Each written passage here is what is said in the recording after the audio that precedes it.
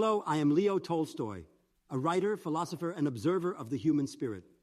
Today, I want to reflect on a statement I once made, a principle that embodies my lifelong search for truth and moral integrity. Don't tell me about your religion. Let me see your religion in your actions. This quote is more than just words. It is a challenge, a call to humanity to live authentically and to align belief with behavior. Let us explore how this idea applied in my time, how it resonates in today's world, and the timeless lessons it holds for our collective journey toward truth and justice. How it applied in my time.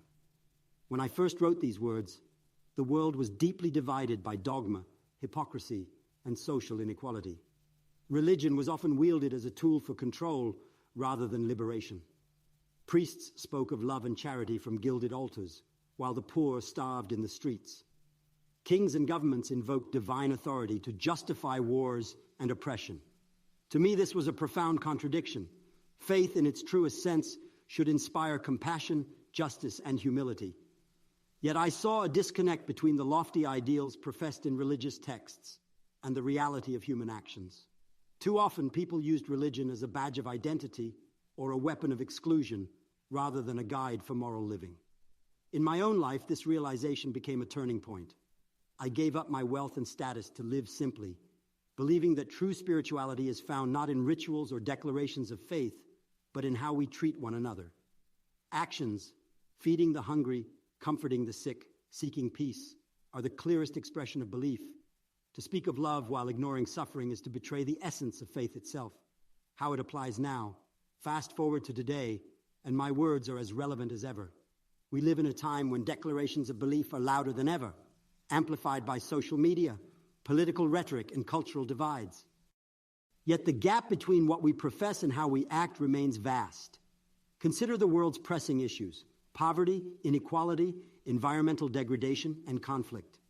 Many of those who proclaim their faith most fervently, whether in churches, mosques, synagogues, or temples, often fail to address these challenges in meaningful ways.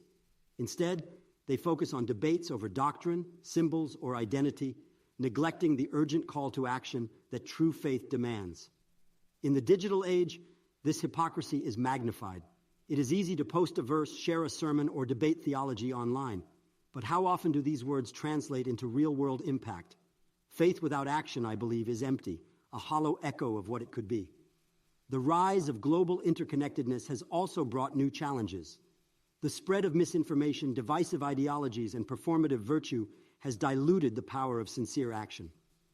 People are quick to declare their beliefs, but slow to embody them in ways that foster unity, compassion, and progress. Lessons for today. So what can we learn from this? Here are 3 key takeaways. Align belief with action. Faith, whatever its form, is meaningless unless it inspires tangible good. Feed the hungry, shelter the homeless, protect the vulnerable. Let your deeds, not your words, define your faith. Embrace humility and empathy. True spirituality is not about proving you are right or superior. It is about understanding others, serving selflessly, and building bridges of compassion. Reject performative faith. In a world obsessed with appearances, it is easy to focus on outward displays of belief. But faith is not a performance, it is a way of life. Be honest with yourself. Are you living your values or just proclaiming them? As I said, don't tell me about your religion. Let me see your religion in your actions. This is not just a critique of others, but a reminder for all of us. Let us rise above the noise of words and symbols and focus on what truly matters, living lives of integrity, kindness, and justice.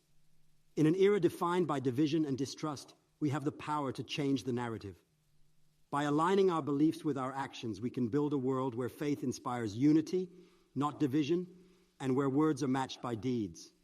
For more on how these principles connect to today's challenges, visit information-warfare.com. Thank you.